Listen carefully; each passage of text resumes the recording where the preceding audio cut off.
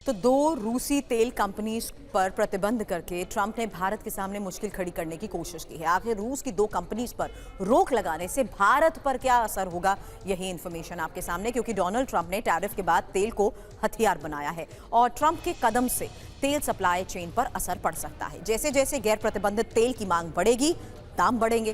Reliance industries का Rosneft से 25 साल का समझौता है और रिलायंस इंडस्ट्रीज रोजाना 5 लाख बैरल तेल आयात करती है। बैन के बाद रिलायंस को फिर से आयात संतुलित करना पड़ सकता है।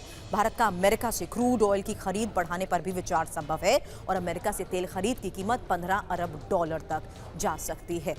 इंफॉर्मेशन वॉल का रुख करते हैं।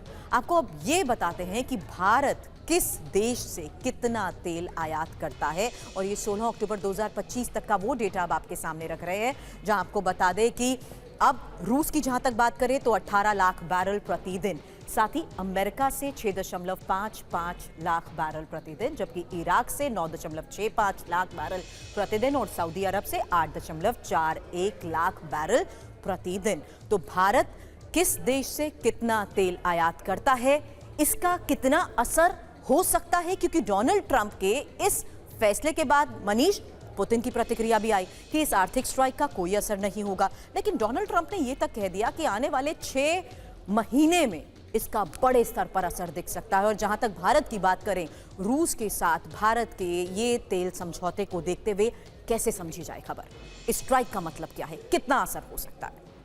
देखिए, इसमें कोई दो राय नहीं कि भारत सरकार को इसका एक रास्ता निकालना होगा। वो इसलिए भी क्योंकि अब आमने सामने की जंग शुरू हो गई है। इस मामले में अगर आप कहें कि तेल की जंग शुरू हो गई है और भारत को ये फैसला लेना है कि क्या किया जा सके, क्योंकि अभी तक भारत सरकार ने आधिकारिक तौर पर यही कहा है कि हमारे देश की ऊर्जा जरूरतों को पूरा करने के लिए अंतर्राष्ट्रीय तेल बाजार में जो उपलब्ध तेल हैं हम उससे खरीदते हैं। लेकिन अब चूंकि सीधे सीधे रूसी तेल कंपनियों पर प्रतिबंध लगा दिया गया है तो वैसे में मुश्किल तो होगी।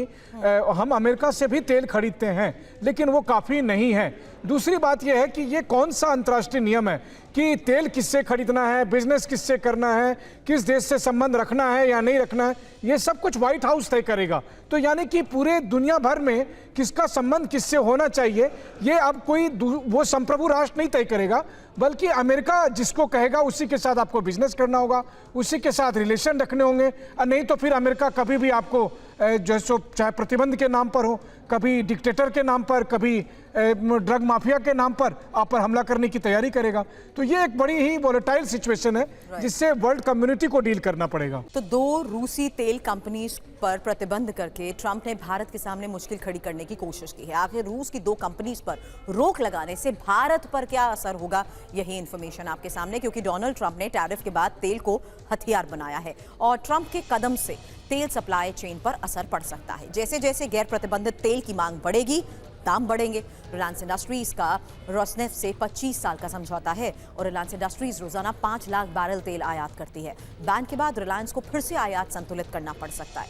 भारत का अमेरिका से क्रूड ऑयल की खरीद बढ़ाने पर भी विचार संभव है और अमेरिका से तेल खरीद की कीमत $15 अरब तक जा सकती है।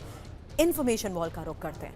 आपको अब ये बताते हैं कि भारत किस देश से कितना तेल आयात करता है और ये 16 अक्टूबर 2025 तक का वो डेटा अब आपके सामने रख रहे हैं, जहां आपको बता दें कि अब रूस की जहां तक बात करें तो 18 लाख बैरल प्रतिदिन, साथ ही अमेरिका से 6.55 लाख बैरल प्रतिदिन, जबकि इराक से 9.65 लाख बैरल प्रतिदिन और सऊदी अरब से 8.41 लाख बैरल प्रतिदिन। तो भारत किस देश से कितना तेल आयात करता है, इसका कितना असर हो सकता है, क्योंकि डोनाल्ड ट्रंप के इस फैसले के बाद मनीष पुतिन की प्रतिक्रिया भी आई कि इस आर्थिक स्ट्राइक का कोई असर नहीं होगा। लेकिन डोनाल्ड ट्रंप ने यह तक कह दिया कि आने वाले 6 महीने में इसका बड़े स्तर पर असर दिख सकता है। और जहां तक भारत की बात करें, रूस के साथ भारत के ये तेल समझौते को देखते हुए कैसे समझी जाए खबर, इस स्ट्राइक का मतलब क्या है, कितना असर हो सकता है?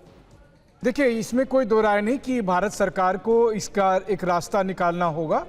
वो इसलिए भी क्योंकि अब आमने सामने की जंग शुरू हो गई है।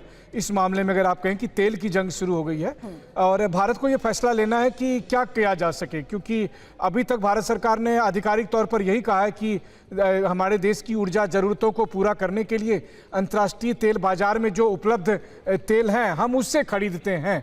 लेकिन अब चूंकि सीधे सीधे रूसी तेल कंपनियों पर प्रतिबंध लगा दिया गया है तो वैसे में मुश्किल तो होगी।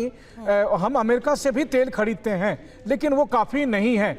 दूसरी बात यह है कि ये कौन सा अंतर्राष्ट्रीय नियम है कि तेल किससे खरीदना है, बिजनेस किससे करना है, किस देश से संबंध रखना है या नहीं रखना है, ये सब कुछ व्हाइट हाउस तय करेगा। तो यानी कि पूरे दुनिया भर में किसका संबंध किससे होना चाहिए ये अब कोई वो संप्रभु राष्ट्र नहीं तय करेगा, बल्कि अमेरिका जिसको कहेगा उसी के साथ आपको बिजनेस करना होगा, उसी के साथ रिलेशन रखने होंगे। नहीं तो फिर अमेरिका कभी भी आपको जो चाहे प्रतिबंध के नाम पर हो, कभी डिक्टेटर के नाम पर, कभी ड्रग माफिया के नाम पर आप पर हमला करने की तैयारी करेगा।